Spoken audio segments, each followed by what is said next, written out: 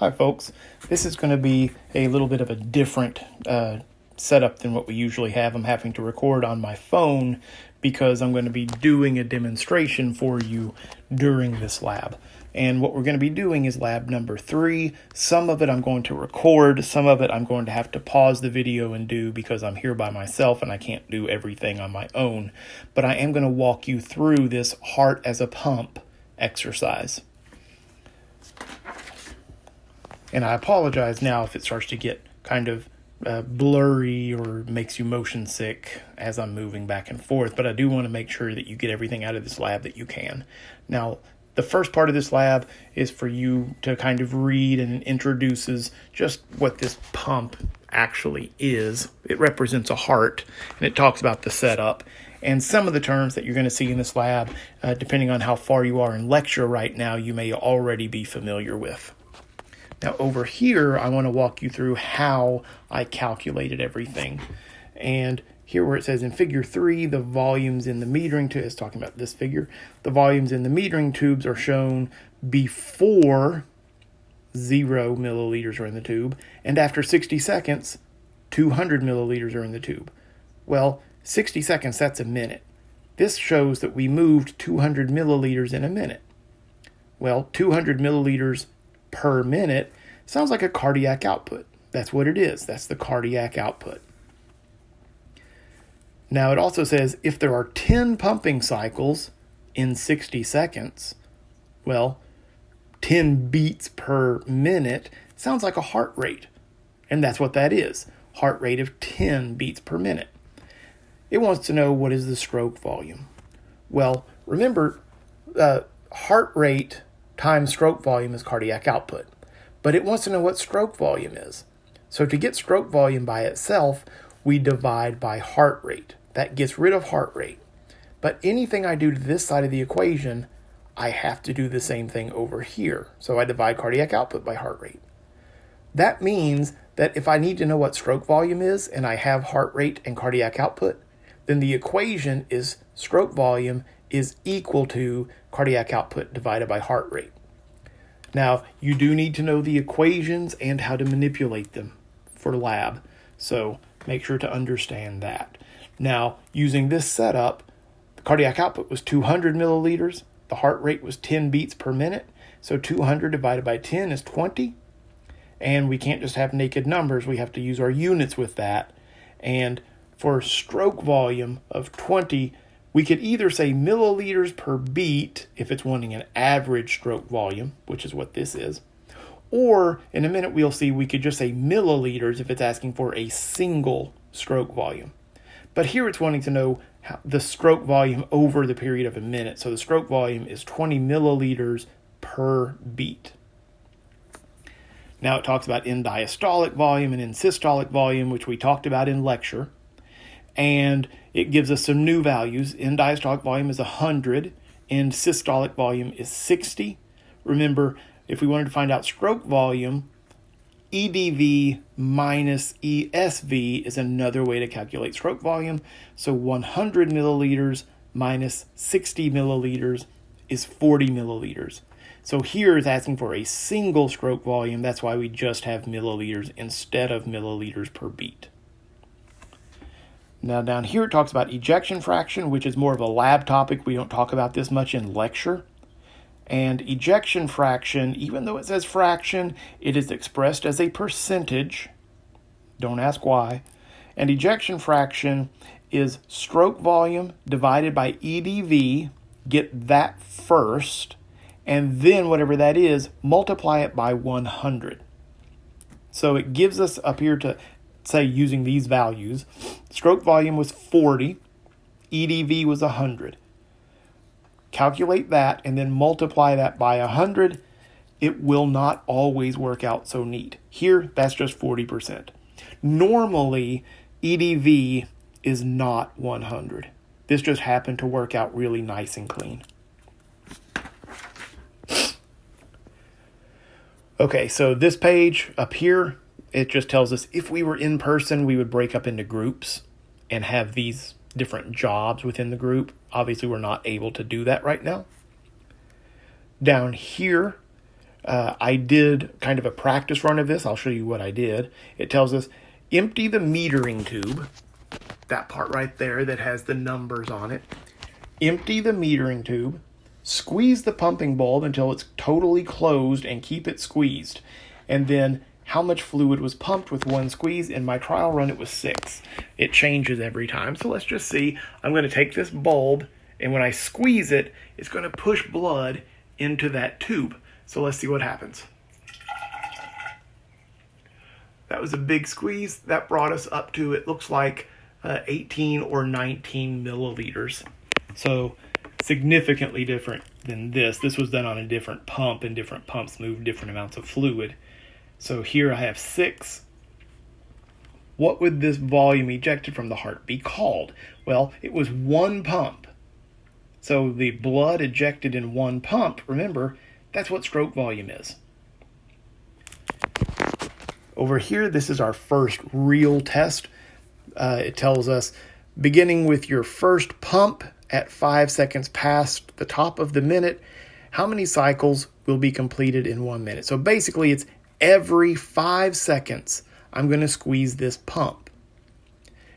And that means or in 1 minute, there's going to be 12 pumps. Every 5 seconds for 1 minute, that's 12 pumps.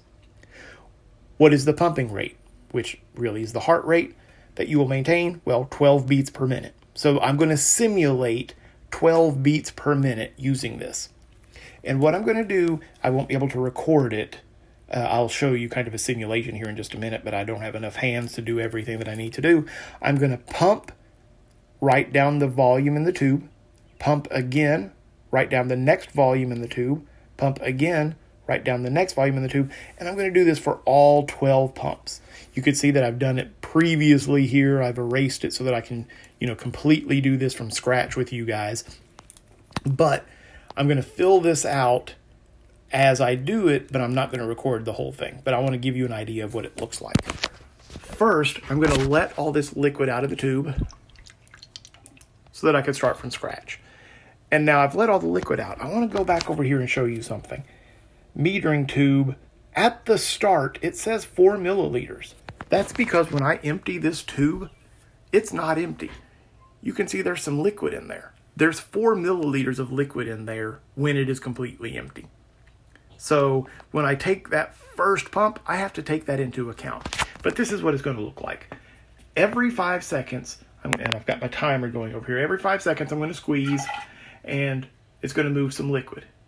And then 5 seconds, I'm going to squeeze, and it's going to move some liquid. And then 5 seconds, I'm going to squeeze, and it's going to move some liquid. Every time I squeeze, I'm going to write that number, that volume down. But I'm going to pause the video. I'm going to do the activity, fill this chart out, and then come back and show you exactly what happened. Okay, so now I've done the exercise, and after the first pump, there was 18 milliliters of fluid in the tube. After the second pump, there was 30, then 44, 54, 66, 78, 90, 102, 112, 122, 140, and 154. This, I will tell you, normally our pumps at the lab, they only typically move, between 4 and 12 per pump. This is a newer pump and it moved a lot more. So normally at the end, we're only, about 100, maybe. So this is a significant pump. But let's go ahead and see what we do next. Each one of these just tells me what is in the tube at this point. But I need to go through and calculate all of the individual stroke volumes. To do that, you take what is currently in the tube minus what was in the tube before, and that tells me how much fluid was moved during that pump. So after the first pump, there was 18, but remember we started with 4. So 18 minus 4 is 14. So my first stroke volume was 14. When I squeezed that pump the first time, 14 milliliters of liquid was moved. Now I'm going to go through and do that again. 30 minus 18 is 22. And no, that's not right. 30 minus 18 is 12. Math is not my strong suit. 44 minus 30 is 14. 54 minus 44 is 10. 66 minus 54 is 12. 78 minus 66 is 12. 90 minus 78, 12. 102 minus 90, 12. 112 minus 102, 10. 122 minus 112, 10. 140 minus 122 is what, 18. That was a big pump. And 154 minus 140, 14. So each of those will be my stroke volume. Down here, it tells, for the first pump only, subtract the volume. So that's what we did. After that, calculate the stroke volume for each cycle. That's what we just did. Determine the average stroke volume. So add them all and divide by 12. So let's do that real quick. 14 plus 12 plus 14 plus 10 plus 12 plus 12 plus 12 plus 12 plus 10 plus 10 plus 18 plus 14 gives us 150. Divide by 12. That gives us an average stroke volume of 12.5 milliliters per beat. Remember, this is an average, so it's milliliters per beat. Determine the cardiac output by reading the total volume collected in the metering tube. 154. Volume and pumping 12, cycle 12 minus 4, because remember we had 4 to begin with. So what we started with subtracted from what we ended with. 154 minus 4. So the cardiac output was 150 milliliters per minute. Put this value in table 1, trial 1. So the cardiac output here was 150 mils per minute. The stroke volume was 12.5 milliliters or milliliters per beat. All right. Now it wants me to do it a second time, so I'm going to pause. I'm going to do the whole thing again, except we don't have to do this full table every time. We only did this the first time so that you could see how the calculations work. Next, I'm just going to see what my cardiac output is at the end of all 12 pumps, and then calculate my average stroke volume. Okay, so I'm going to pause. And what I've got is 152 milliliters was my cardiac output. I had 156 in the tube minus the 4. So I got 152. My stroke volume average was 12.7 milliliters per beat. Now it tells me to take the average of those two trials. Well, the average of 150 and 152, really you just add them together and divide by 2, but despite the fact that I'm terrible at math, I know that the average is 151, halfway between them, milliliters per minute. Now next, 12.5, 12.7, the average. If you're good at math, I'm sure you know, but I'm going to go ahead and do it this way. 12.5 plus 12.7, answer divided by 2, 12.6. Halfway between 5 and 7. Shocker. All right, 12.6 milliliters per beat. All right, so that's my average. 151 milliliters per minute cardiac output, 12.6 milliliters per beat stroke volume. Or you could also calculate stroke volume as just cardiac output divided by heart rate. So really what we end up with is the exact same thing. Now, we're going to increase the heart rate. So this is going to be doing the exact same thing, but instead of beating 12 times per minute, I'm going to go 30 times per minute. So beginning with your first pump at 2 seconds past the top of the minute, how many cycles will be completed in 1 minute? Well, if I do it every 2 seconds, then there's going to be 30 beats per minute. So that is my heart rate, 30 beats per minute. Compare this to the heart rate in Protocol 1. Based on this comparison, what would you expect the cardiac output to be? Well, my cardiac output in 1 was 151 milliliters per minute. That was at 12 beats per minute. So, at 30 beats per minute, I'm going a little more than twice as fast. So, what do I think my cardiac output would be? Well, what's a little more than twice 151? That would be, what, slightly over 300. So I think maybe 310, 320 would be something like that. So I'm going to put that down as my guess. I'm going to put 320 milliliters per minute.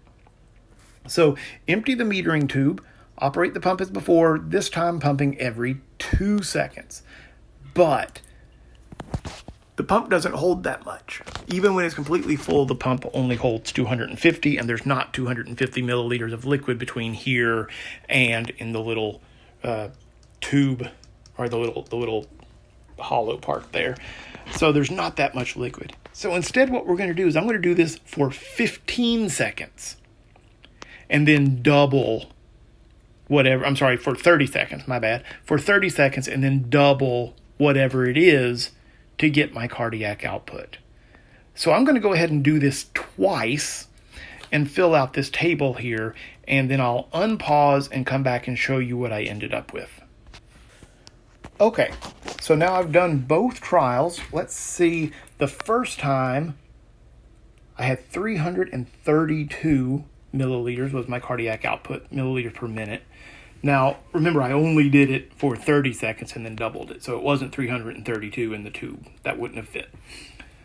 But here's my cardiac output, 332 milliliters per minute, and if there were 30 beats, then that comes out to 11.07 milliliters per beat as my stroke volume. The second trial, I had 318 milliliters per minute as my cardiac output, which was 10.6 milliliters per beat. My average for the trials, 325 milliliters per beat. I'm sorry, milliliters per minute. And 10.8 milliliters per beat. So 325 cardiac output, 10.8 stroke volume. Let's compare that to what we saw over here. Well, my cardiac output went up significantly because I was beating a lot faster. But what happened to stroke volume? Stroke volume actually went down. We'll talk about that in just a little bit. Finally, this one is tough. I always hate demonstrating this one. I always let the students demonstrate it. I have carpal tunnel syndrome, and it always ends up hurting, so I know I'm going to feel this tomorrow. But what I do now is for 30 seconds, I'm going to squeeze this pump as absolutely fast as I can. So it's going to look something kind of like this, as fast as I can. And I have to count how many beats. And it has to be at least 160 beats per minute. So ideally, it will be a number higher than that. If I don't get that high, then I have to scrap and start over because we won't see what we want to see unless I go higher than 160 beats per minute. And so let's see. Predict the cardiac output that you will achieve by pumping as fast as possible. I'm going to shoot for 180 beats per minute. That's my goal. I don't know if I'm going to get it, but let's just say if I were to get 180 beats per minute, what do we think the cardiac output will be? Well, at 12, it was 151. At 30, it was 325. So I'm not going to fill this out, but I would like for you, even though you're not in a lab, I really hope that you do this, guess what the cardiac output is going to be. And now I'm going to do this twice and fill out this chart. And assuming I don't have, a claw when I get done, I will be back as soon as I have this table filled out. Okay, so my hand is tired, but I'm okay. Now, before I show you what I got, please make sure that you have tried to predict what you think the cardiac output is going to be. And let's see what actually happens when the heart starts to beat faster than 160 beats per minute. The heart rate that I achieved on the first trial was 204 beats per minute. Now remember, I did this for 30 seconds. So I actually only did 102 in 30 seconds, and then I doubled that. The cardiac output was 56 milliliters per minute. Who guessed somewhere in that range? Probably nobody, because this is something really surprising. The stroke volume average for that was 3.6 milliliters per beat. Trial 2, I guess my hand was a little tired, 192 beats per minute. 52 milliliters per minute was my cardiac output, 3.7 milliliters per beat, for an average of 198 beats per minute, 54 cardiac output, and 3.65 stroke volume.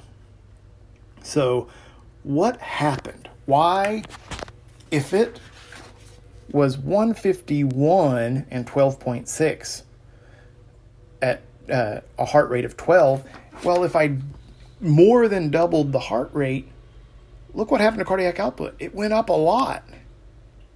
What happened here when heart rate, was really high, but all of a sudden I have less cardiac output than I did even at 12 beats per minute? What happened? Well, what happened was once you pass 160 milliliters per minute, well, really even before that, when the heart is beating, between one beat and the next, the ventricle is filling with blood. So the heart beats, pushes blood out, relaxes, fills with blood, beats again, pushes more blood out, relaxes, the ventricles fill with blood. So in between one contraction and the next, the ventricles are filling with blood. But once you pass 160 beats per minute, you are beating so fast that there's hardly any time for the ventricles to fill. We say because there is decreased ventricular filling time, as the heart rate increases, stroke volume decreases. When the heart rate increases, stroke volume decreases because there is decreased ventricular filling time. Now, at first, that doesn't really make that much of a difference because heart rate is increasing. It outpaces the decrease in stroke volume, so cardiac output continues to go up. But once you pass 160, that's kind of this threshold that now as heart rate increases, stroke volume drops so much that the drop in stroke volume outweighs the increase in heart rate and causes a dramatic drop in cardiac output. So here we would have just summed everything up on the chart. I will let you guys do that and fill this out. I do want to talk about these graphs, and these are not going to be exact because I'm not going to take the time to actually calculate the numbers for everything, but I want you to see what the graphs would look like as far as how the shape goes.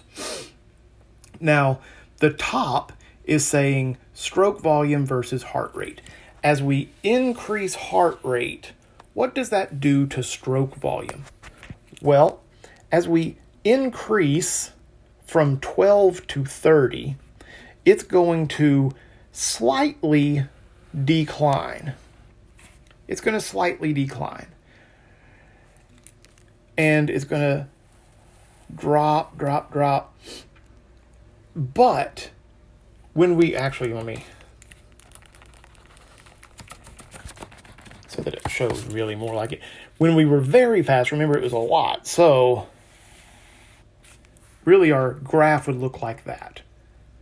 As heart rate increases, stroke volume decreases steadily at first, but then dramatically once we get to that very fast position.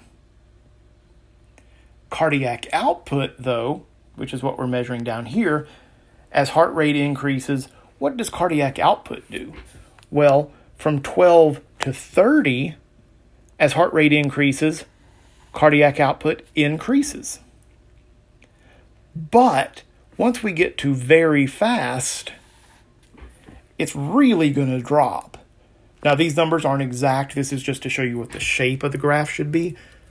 For stroke volume, as heart rate increases, stroke volume decreases at first, and then dramatically once we get to that very fast. Once we pass 160 beats per minute, we get a dramatic drop-off. Here, cardiac output, as heart rate increases, even though stroke volume is decreasing, heart rate wins, so cardiac output increases. But once we pass that barrier, as heart rate increases, stroke volume is decreasing so much that cardiac output also starts to drop. All right, so that's all for that lab. There is some of the pre-lab exercises which are found back here at the back of your lab manual that go with this lab. So be sure that you do those. Those require a little bit of either reading of your textbook or just outside research. All right? So I hope this didn't make you too sick. I hope that it was easy to follow with everything moving back and forth. But hopefully you got everything that you needed. If not, ask me questions.